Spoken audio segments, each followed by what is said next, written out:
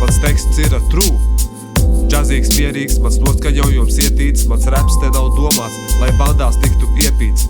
Nekā jauna šāda tāda veida ritmi, un man principā vienalga, ko te domā citi. Vai laimi ir tas zelts, kam ir 18 karāti? Nē, es nebūšu no tiem, kas ir dārgakmeņu fanāti. Vai dzīve iet uz augšu, man grūti būs to pateikt. Kad parādās accept, es spiežu atteikt. Pašiem īsti nezinot, mūsu ierocis ir necis. Ierocis pret mums, un bez tā mums ir pizģets.